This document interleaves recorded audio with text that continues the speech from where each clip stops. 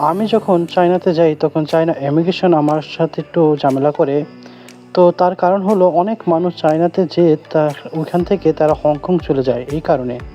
আসলে মেন উদ্দেশ্য হলো আমি বিজনেসের জন্য চায়নাতে গিয়েছিলাম।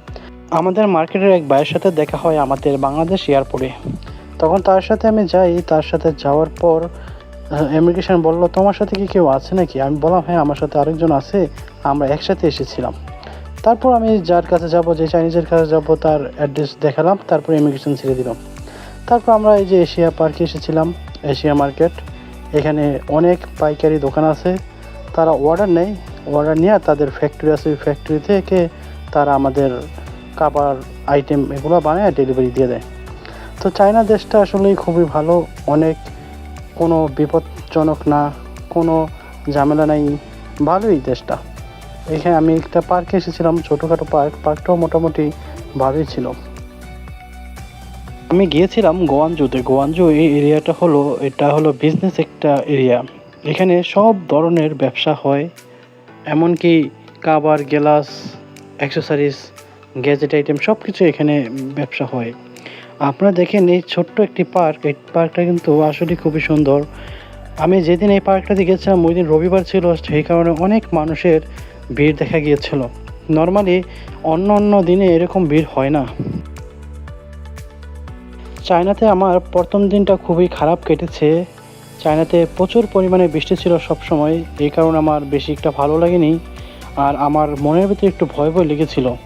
তারপরের দিন কিন্তু আমার সেই ভয়টা কেটে গিয়েছে। আমি মেট্রো রেল দিয়ে সব জায়গাতে ঘুরতে গিয়েছিলাম। আমি প্রথম কিছুই বুঝি না, আর তারা কিন্তু ইংলিশ বোঝে না, সেই কারণে মেন সমস্যা। আমি চায়নাতে প্রথম দিন বেশিরভাগই আমি পার্কে সময় দিয়েছিলাম। আমি পার্কে ভিডিও করেছিলাম আপনাদেরকে দেখানোর জন্য। এই দেখেন, এটা হলো কিন্তু আরেকটা পার্ক, কালচারাল পার্ক। এই পার্কটা আসলে খুব সুন্দর। দেখেন এখানে অনেক মানুষ বসে থাকে, এখানে সারা রাত বসে থাকলেও কেউ কিছু বলবেন আর কি। চোর এরকম কিছু নাই এখানে। আমি কিছুক্ষণের মধ্যে এশিয়া মার্কেটে যাব, এখান থেকে আমি $100 এক্সচেঞ্জ করব, কারণ আমার হাতে টাকা ছিল না।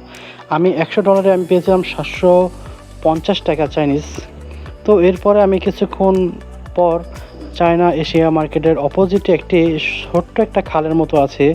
এই জায়গাটাও কিন্তু মোটামুটি অনেক সুন্দর, অনেক পর্যটকদের আমি এখানে দেখেছি।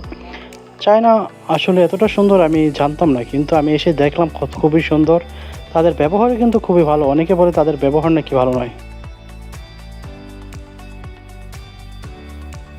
ট্রাভেল করতে আমার খুবই ভালো লাগে। আমি যখন চায়নাতে যাই আমার খুবই ভালো লেগেছিল। আমি খুব এক্সাইটেড ছিলাম চায়নাতে আমি ঘুরবো।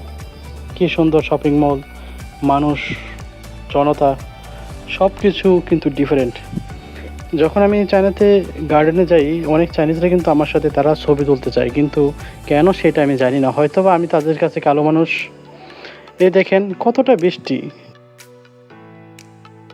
আমি যে সময়টাতে গিয়েছিলাম ওই সময়টাতে ওইখানে অনেক বৃষ্টি ছিল, সেই জন্য আর কি একটু ভালো মতো ঘুরতে পারি নাই। তারপরে আস্তে আস্তে বৃষ্টি চলে গেছে, আমি সুন্দর মতো ঘুরতে পেরেছিলাম। মোটামুটি আমার ঘোরাটা ভালোই লেগেছে। আমার মন চাইতেছে আবার সেই চায়না যাইতে।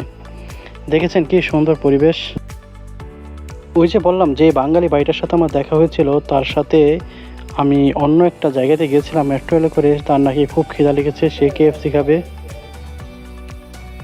এই দেখেন চায়নাতে তাদের কি সুন্দর সুন্দর জিনিসপত্র ওরা বিক্রি করে এখানে বেশি দামে।